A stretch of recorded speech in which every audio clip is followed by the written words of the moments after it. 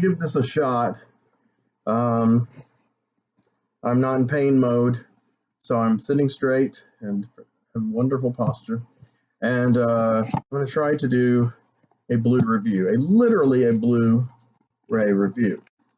So here's another one that I got in the massive Aerospring sale. This one I've loved since it came out on videotape, and I rented it at Cockbuster Video. So here it is: The Addiction, Lili Taylor, Christopher Walken, Annabella, Sciorra, and Paul Calderon, who should have been billed. Hi, the other ones. It's back. I'll tell you about the special features real quick. I'm not going to read them per se, but they're interesting. This is a 4K scan from the original negative, approved by Ferrara, director Abel Ferrara, who made this movie. And audio commentated by Ferrara, moderated by Brad Stevens. He needs a moderator. He kind of does need a moderator. He should have a full-time moderator with him. Talking with the vampire. So yeah, they talked to Christopher Walken, Lili Taylor, the composer of the music, the cinematographer, the director, and it's very interesting. They all have kind of profound things to say, about the movie, what the movie means, what they think it means, and what it means to them, and the whole metaphor of vampirism. If you don't know, it's a vampire movie, but I don't know if they use the word vampire in the movie or not. Some of the coolest vampire movies that are kind of slyly never use the word vampire, like Near Dark never uses the word vampire. Ganja and Hess never uses the word vampire. But any others? I believe this is one of them. But yes, they're vampires. But of course, it's a giant metaphor for addiction. But it's funny because they in the special features, a couple of them say, well, it's an addiction. They can't get enough blood. They're addicted to blood, and of course, anyone who hasn't thought about that metaphor, those kind of terms exactly, like real life being that way and vampirism being that way, would be like, oh wow, that's this is a profound revelation. But I know they didn't rip it off, but I want to say the actual phrase and context of that was in the film Ganja and Hess, 1973. And the narrator of that film, who also is does the music and accent, says, Merthians died. They were ancient culture. And then he talks about how, basically the Merthians were a proud African tribe, and they they ended because decadence. And he says they were addicted to blood. And that's right, they were addicted to the blood. And then he sings a song on the soundtrack talking about like a Greek chorus explaining the blood. And it's great. And that Spike Lee joint that remade it couldn't have done it more powerful. He had the perfect, he was going to remake it, he had the perfect, material. He could have teased out more of this powerful philosophy and subtext, but instead he kind of, I don't know, terrible movie. But if you want to see a terrible movie by Spike Lee, I suggest any of his remakes. So, okay. Yeah, and any more special features? Shows Abel editing. That was vintage from the time, it was made. And a new appreciation by Brad Stevens. So, just basically a lot of background stuff. And it's really a lot of just intelligent conversations. It's kind of refreshing. It's just kind of, Abel acts crazy in a couple of them, especially the vintage ones. But that's cool to see how he was in 1995, living in New York, and God, so he was already probably well into his 30s, maybe 40s, early 40s. But he was hanging in the street. He was into hip hop. He was on the cutting edge, and he wasn't a poser. He really lived on the cutting edge. And yeah, him and Lily Taylor have a conversation on here, on extras, and he talks about how, well, she talks about how she never had the addiction to heroin, and she's trying to, I guess, understand it, or whatever. Um, and Abel says, I was that way. Yeah, I was that way for a long time. I was like, I didn't do the heroin. That was my limit. And he said, but I, for a while. But then I did, then I did, and then I saw what it was like. And he doesn't make any moral judgments or legal judgments. He just basically says that.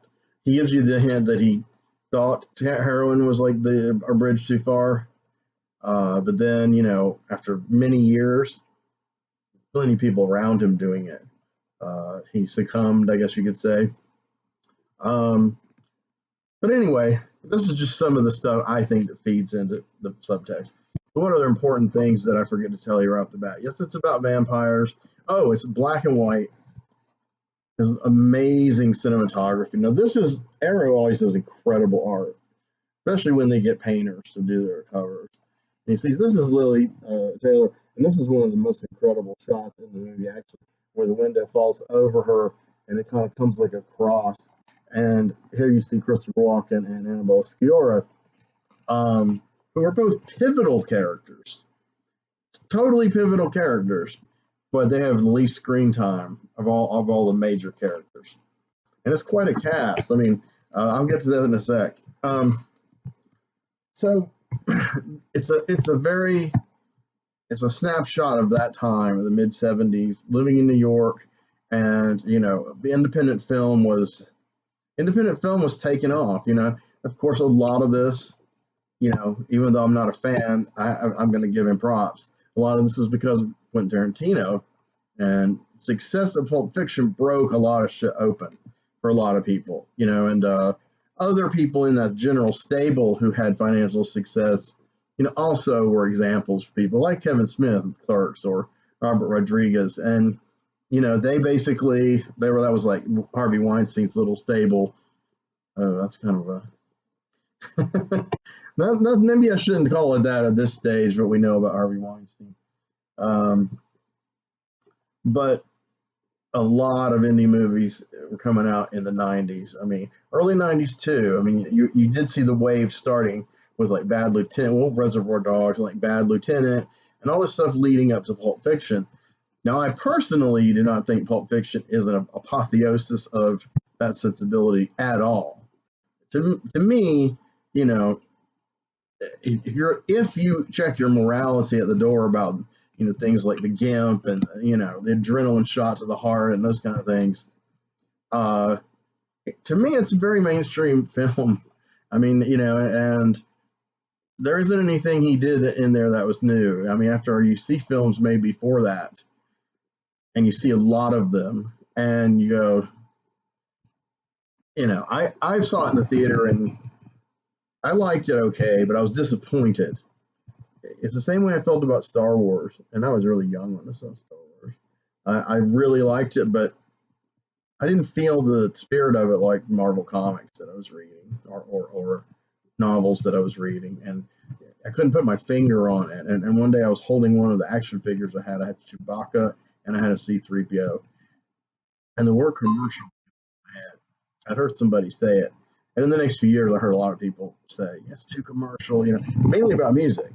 This was around the time that I wasn't really deeply into music when I saw Star Wars, and I loved The Empire Strikes Back. And I got the novel by Donald Glut, and I didn't like the direction the comic book went in, and I just started to lose interest. And then when the third one came out, I really didn't care about it. But these friends wanted me to go. At the time, I hated it. I don't hate it now. To me, it's one of the better of the whole series. But I just don't care about Star Wars really. But yes, I have watched and enjoyed The Mandalorian and reviewed it on this channel. But my point is, like Star Wars, to me, Pulp Fiction is that kind of touchstone that, to me, is empty inside. It's I just find it hollow, shallow. I don't know if I want to say pretentious, but it's one of his worst movies. But of course, this has made the most money, won the most awards. So I'm never in lockstep with the establishment view on anything. I have the most unpopular opinions imaginable. But it's me. Somebody's got to have these opinions. I mean, come on, we can't have the totally homogeneous world. But anyway, Tarantino and these other people I mentioned, and of course, Miramax Studios, and I'm leaving out a ton of other people. There's a great book called, hold on, what's it called? Oh, my brain's not working today. Easy Riders and something else, which is a movie title.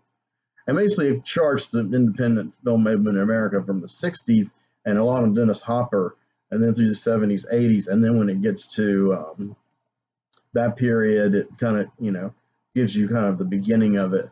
But there's another book called, I can't remember the name of it either. It's like Slackers and Dykes and something. I can't remember this stuff, but I think it's this guy named Mike, and Mike's name I think is in the title, and he was instrumental in that scene too. And he interviews Kevin Smith and several other people in the book.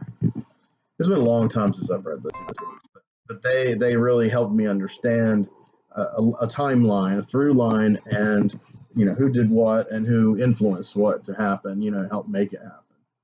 And Abel Ferrara was always an outsider filmmaker, from doing porn to doing Driller Killer, and Name Miss 45. I mean, these were not mainstream films. These were completely psychological, just, I don't know, like psychological power captured on celluloid. Driller Killer is just total frenzy of this guy's brain, melting, and Miss 45 is just like this, woman kind of transcending and becoming like an angel death to wipe out the male species. But the irony is she can't speak until she says sister, and of course she's dressed as a nun. I've reviewed this movie too, I think. Yeah, I did. Miss 45, I mean, and at the time though, again, it was seen like an exploitation movie, a horror movie, action movie, whatever, a rape revenge movie, or just a revenge movie like Death Wish. And I think it did pretty well, but then he did a few more mainstream-ish feeling movies with bigger stars, and those movies, just two, are like Fear City, which I have seen, and there's another one I can't remember, but they got kind of lost in the shuffle, and rightfully so. And then he did one that was kind of on the edge of being his sensibility in mainstream, called China Girl. And to me, China Girl was a good attempt. I don't think it necessarily had enough power in it, but the story, with the interracial romance with the I guess he's an Italian guy and an Asian, I think Chinese woman. Yeah, a Chinese woman. Yes, obviously China Girl. It was cool, and I liked a lot of the photography of New York, and everything. He knows how to capture that milieu. And once he was kind of through that phase, things start changing. King of New York was kind of the end of it, because King of New York seems like a more mainstream title, and it was a hit. But it has Christopher Walken and a whole cadre of New York actors that he started working with that Tarantino coincidentally borrowed for his movies. After later, let's be clear, King of New York is 89, Reservoir Dogs is 91. So the thing is, King of New York is that perfect kind of thing where what's the word? Serendipity, is that it? I don't know, but there's a better word, where it's popular among fans. The mainstream is aware of it, and it's mentioned, but it may not be watched by a lot of mainstream people. But fans really like it, and people who like those genres I mentioned, like action, not horror, but like definitely like action, crime, and darker stuff. And of course that's Christopher Walken and and Larry Fishburne before he got huge, right before he got big. and Paul Calderon, and Steve Buscemi before he got big, and he got big because of Reservoir Dogs. And Giancarlo Esposito's in it. I mean, it's really an amazing cast and film. And then he went into this whole different mode through the 90s. And these movies he made were, to me, they were all dark and they were all raw. I mean, but they had, of course, fantastic production values. He has incredible people like Ken Kelsch on cinematography and Joe Delia on music, and was co-writing the movies with Christopher St. John, who always kind of injected this heavy Catholicism subtext, which occasionally crossed over into text. So that began with Bad Lieutenant. And then, Bad Lieutenant. And what was the next one afterward? I'm not doing a very good review, am I? But it ended, that period kind of ended with the film New Rose Hotel, which I have reviewed on this channel. So I really like that film. I really liked the review I did. Please check it out. New Rose Hotel with Willem Dafoe, Christopher Walken, and Asia Argento.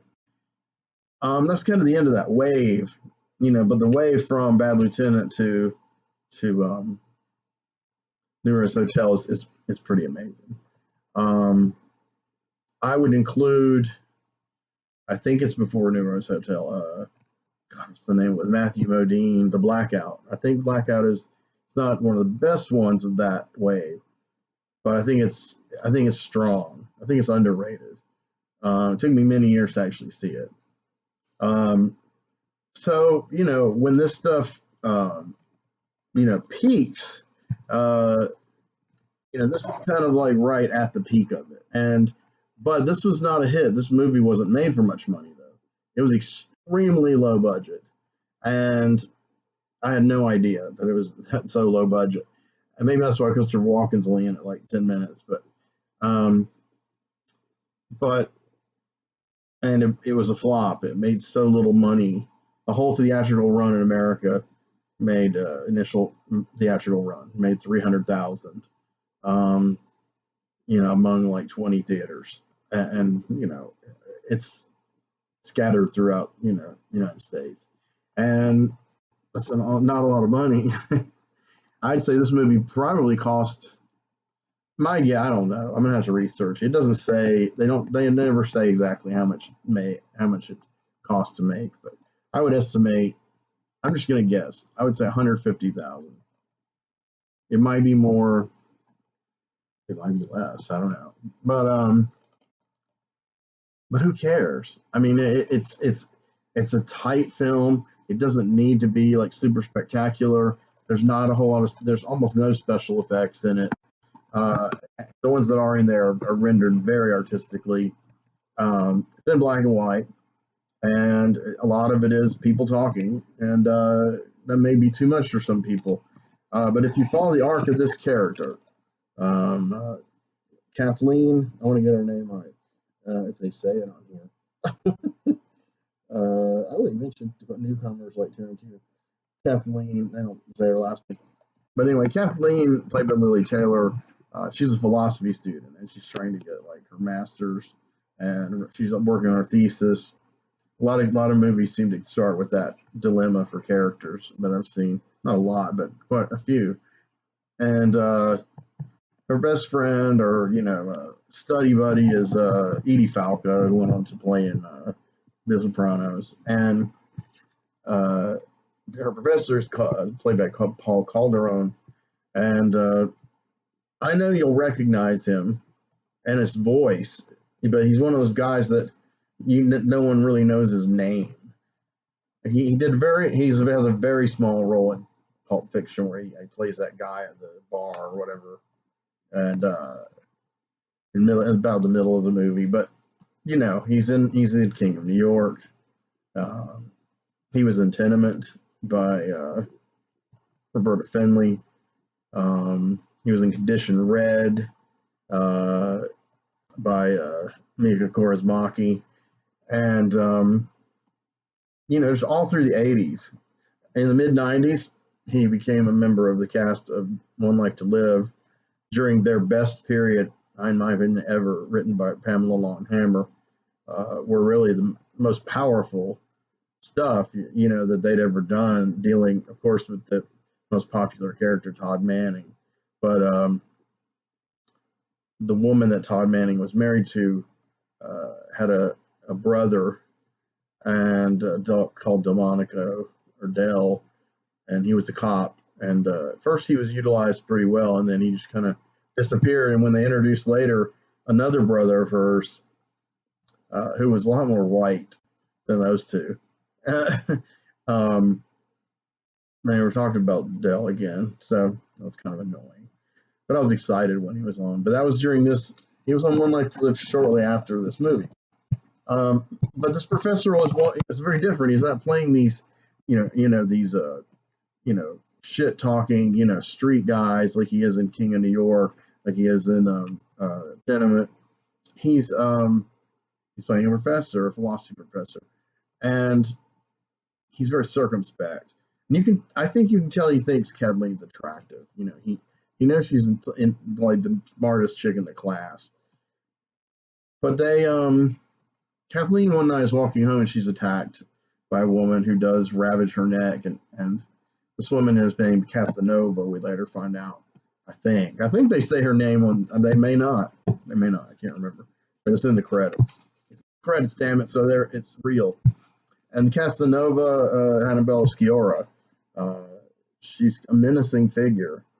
She's always got sunglasses and she's smoking, and she's got really cool shorter hair, kind of spiky, and she's kind of a proto Marla Singer kind of character. And she's the prime mover, of what's going on. She introduces her into this world. But again, it's not really stated. But what is stated is she says to Kathleen before she ravishes her, tell me to leave, tell me to go. And she's like, what? And then she attacks her. She draws her blood. So there's a new vampire rule, you could say. On the extras, they talk about it's a theme with the characters, which it is. But to me, it's like another one. Like after she's a vampire, she goes to somebody's apartment. Who is it? I don't remember what she says. Are you going to invite me in?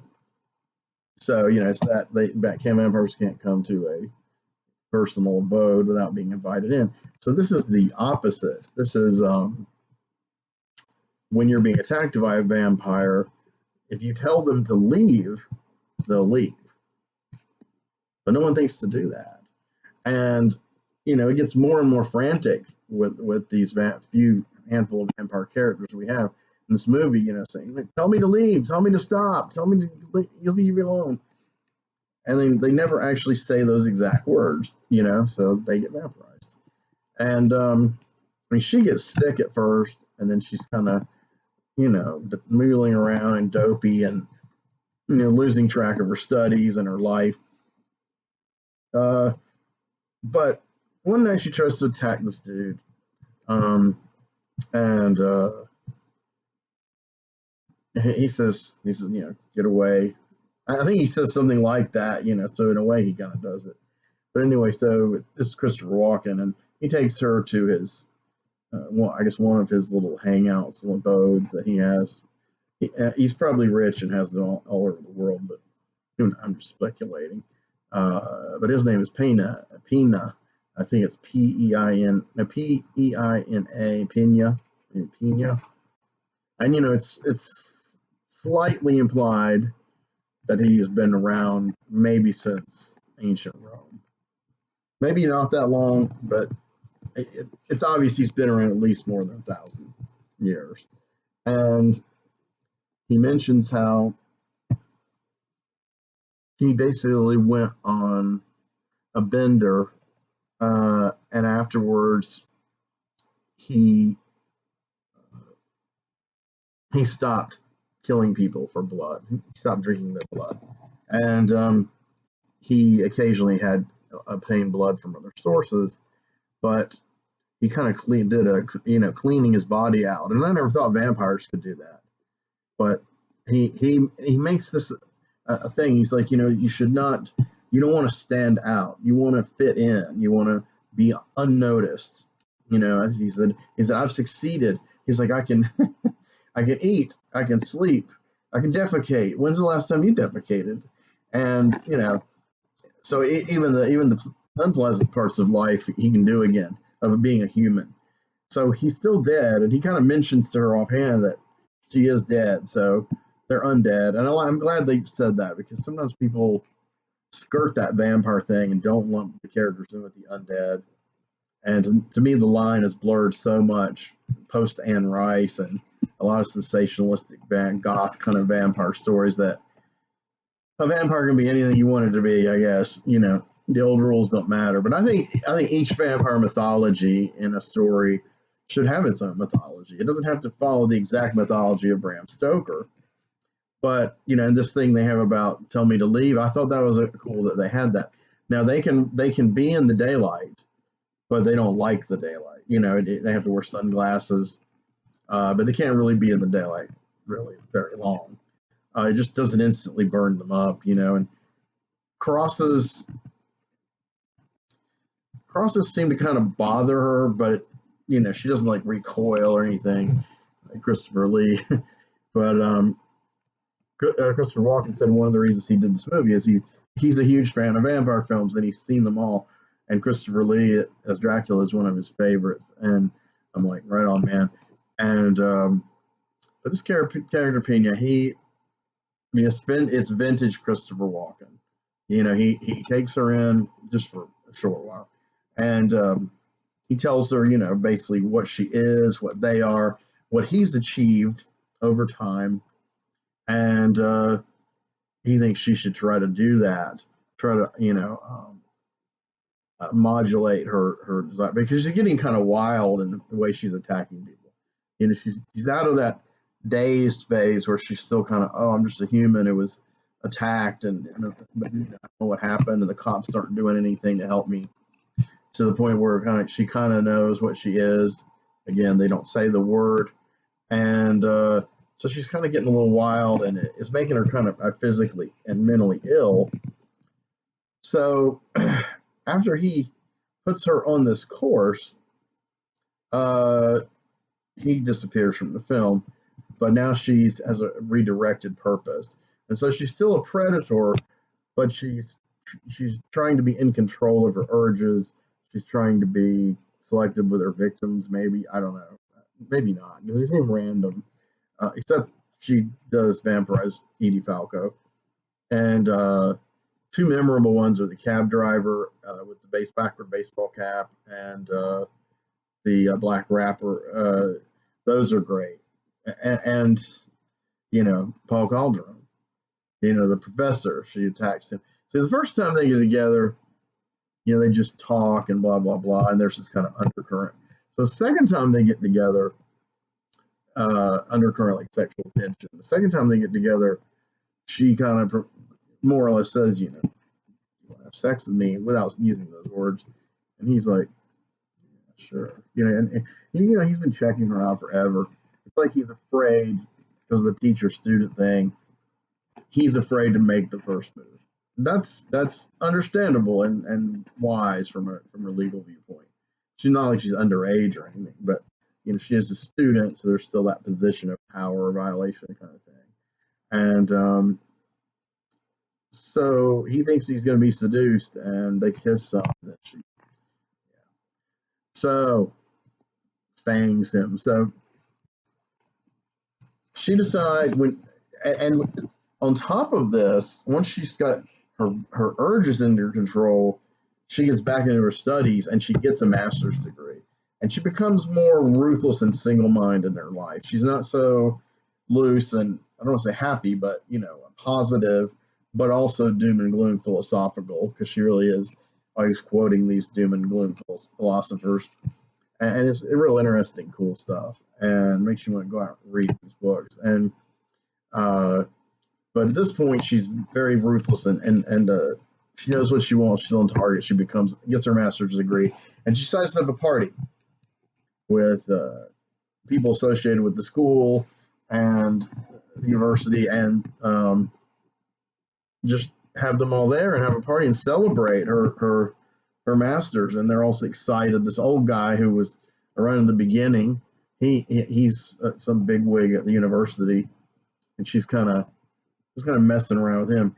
But unfortunately, she has a blood urge. It's rough, and attacks her. And so she attacks this woman and kills her, and then she's got blood all over her clothes. So she tells Edie Falco, I don't remember that character's name, her best friend, whatever. Who cares? I'm just saying that. I don't mean that dismissively. You know that. But she tells her to bring her a girl roughly her size in a nice new dress. So she says, hey, you want to, and you wonder if the thing about vampires being kind of hypnotic is at work here. It definitely with Casanova and with Kathleen in time, they have that kind of power over you, that influence, charisma. And so Edie does it on this chick, and so they fuck her up, and then they get her dressed, and Kathleen gets her dressed, and she goes out to the party. So not only are all these people associated with the university, but other people. Well, one was associated with the university, her professor, who Paul Calderon, who is now a vampire. They don't have like fangs hanging out and whatever. The rapper's there, the cab driver's there, this girl she got grabbed in the street is there, and a couple others. So a few that we didn't see her bite, and but obviously it took place during that period where she was on target with her studies and kind of fierce and owning what she's got, and so the set piece is several minutes long. I call it the Eat the Rich sequence, and that's basically what happens. It's akin to Romero's feeding scenes. In all three of the the night, dawn, day trilogy, there's a scene like towards the beginning of the third act ish, where the movie kind of slows down. The plot and characterization kind of freeze for about 5 solid minutes, and the feeding happens. This like ritualistic thing and extremely graphic and minimal music. And this one happened. This one has, I don't think this one has any music. There's a little hip hop around the edges of it, but it's fearsome and it's in black and white. So there's a lot of black blood, or she's there, Abel's dead. And but it's brutal. It's brutal like the scenes in Vampires, Vampyres. Those to me are that I know of are the earliest brutal feeding scenes of a vampire on a human. I could be wrong. There could be one before that. As far as subsequent to that, the more modern one that everyone talks about is 30 Days of Night, the comic book, but we're talking about movies here, and that's true. But his vampires are also kind of caricatures. They're not. I mean, I'm not saying anything against Ben Templesmith. I love him as an artist, and he's a nice person.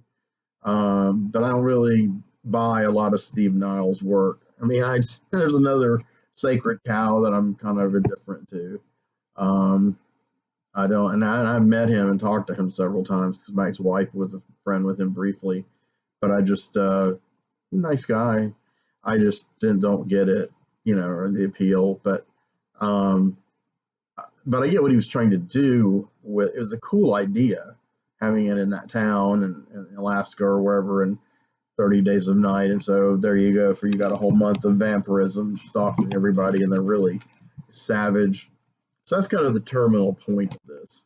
But in the middle, between Vampires and 30 Days of Night, rests comfortably the addiction. It's just a bloody mess, and it's just incredibly well staged, and it's humorous. There's a lot of the way the vampires look at each other, this kind of knowledge, especially right before it all explodes. It explodes when she attacks the old man I was talking about. He's all jolly, and then boom, And you got multiple vampires piling on people, biting their neck, biting their legs, biting their arms. And it's an incredible scene. It's really the main scene that makes this a horror movie, other than the genre trappings. Like obviously that we've seen vampires or bloodsuckers in the movie, immortal characters. But she gorges too much, so then she goes into another phase. She's like overdosing on blood. So after the party, she's dying, and somebody picks her up, and she goes to the hospital. Hospital has a cross on the wall, of course, and she decides she's going to die. She's going to kill herself. That's her solution to this. But they get this minister to come in and talk to her, and the nurse. It's some Christian or some Catholic hospital, of course, and this is Christopher St. John's riff on the idea of the ending of Ganja and Hess. The ending of Ganja and Hess. Hess, who was a skeptic, a secular humanist scientist, and then he became immersed, affected by the culture of Murthia, which is probably a pagan tribal culture. And at the end, he's at the church, and the symbol of the cross is bothering him, but he learns he can be killed by the shadow of the cross, stop his life. And so he wants his life to end. But before it ends, he, music and gospel music playing, it seems like he's asking God for help. He's gradually began to believe in God because he needs God. And so that's kind of the thing that with Lili Taylor, with Kathleen. She's we've never seen any evidence that she's religious exactly. I think there are hints that she's Catholic. I don't know, but she's in the hospital and they're ministering to her, and she's basically telling them, I want the last rites, and I'm just gonna let myself die. And she gets the nurse to open the window, and the sun's there. So then Casanova stops it. She's basically like, you can't get out that easy. You're one of us, etc. So that's kind of a downer. But then she tries it again. She gets the priest, and he actually reads the last rites and gives her like the wafer that he blessed, the communion stuff. So this all kills her. You don't actually see her dying. So in the end, she's walking around in daylight in a graveyard, and she sees her own name on the grave. She's visiting her own grave. At Conklin, is that her last name in the movie? I got this came to me, Kathleen Conklin. I might have that wrong. And I didn't know how to interpret that scene. I just thought, okay, ambiguity. What does it all mean? So Ferrara says she's reborn as a human. And he kind of likens it to going sober from addiction on something like heroin, as a rebirth. He said, well, she got that out of her system. It's like, yeah, so he's not really adhering to the vampire attitude of the mythos, but obviously with the character of Casanova, he is injecting it in there. Like, there's that belief that this is what we are, we're the undead, and we go on perpetually, and we have to feed. And she just rejects all of it, and when she's dying, embraces religion, seemingly like, we don't know if she's embraced religion when she's strolling through the graveyard. But obviously the sun isn't affecting her. So, I don't know how she turned human from that ritual, but I get it. I get it kind of. But again, like I said, it's evocative of the end of Ganja and Hess. The difference is Hess did not come back. And his wife, Ganja, she actually seemed, dismissive of what he did. Like I want to stay a vampire, even if you don't. and she, gets a new victim at the end and a new companion. So there are echoes of different movies in this movie, and this movie itself echoed in other movies. And another good black and white indie vampire film came out during the same period called Nausea, and I reviewed that for last Halloween, I believe. And Nausea is one of these ones that falls under the extreme and forgotten. It's still not on Blu-ray, and I don't know why. But I won't get into that movie or comparing them. I'm running out of time. That's a self-imposed limit I'm trying to put on these videos. So I've rambled a lot. I'm on a lot of medication. I'm in pain right now, but I'm having to really be careful about how I move and careful about how I do everything. I just got off work. So I'm a little spacey from all of that, the accretion of factors. So I apologize that I've been kind of off point and forgot people's names and like my early videos that were really embarrassing. But, I wanted to shoot a video and I wanted to review another one of these arrows. So if I wanted to try to wrap it up my usual way when I'm a bit more cogent, this is an incredible movie. It's probably my second favorite Abel Ferrara film, or maybe third. So what's my first? I don't remember. Okay, Miss 45 is my first. I would say then this one, and then New Rose Hotel. Those are my top three. And then probably King of New York after that. I don't know if I can go to 5 or not. But, if there is a fifth, I'm not sure. But I would probably put Bad Lieutenant. So I'm covering all the bases, okay? So I don't know what's going on with Ferrara, but I did really like a film of his I saw called 4444, Last Day on Earth with Willem Dafoe, and I wanted to review it in my Adventures in Streaming series, and maybe I will at some point. But I didn't really know anything about the movie, and I saw it was on Tubi, and I was like, whoa, and I'd forgotten that Dafoe was in it. I suppose in a lot of his more recent movies, more recent than this. This was 95, so we're talking 25 years. But movies he's made in the millennium, Willem Dafoe's in several of them. But 4444 is not great and not a classic, but I think it is an interesting take on a particular theme. But anyway, this is, like I said, the extras make this really wonderful because you find out all this kind of stuff about how the actors and the crew feel about the psychology and the texture of the film, how visually and through the music and the performances these ideas come to life, and he takes this genre into some territories that maybe hasn't been before. And finally, the look of the movie, the remastered. I mean, I saw it on VHS. It's kind of muddy. I had the DVD. It was a little less muddy. This is not muddy. This is crystal clear, crisp black and white photography. It is the zenith of chiaroscuro imagery. Absolutely brilliant Ken Kelsch cinematography. It's just, and the camera moves and works. They're so interesting, and it's stunning. This is a restoration. This is like rescuing this movie because, you know what? It never came out on DVD domestically, ever. So I did have it on DVD, but it was a Region B from Britain. And it seemed like a bootleg. It wasn't, but it might as well have been. I sold it on eBay a couple years ago.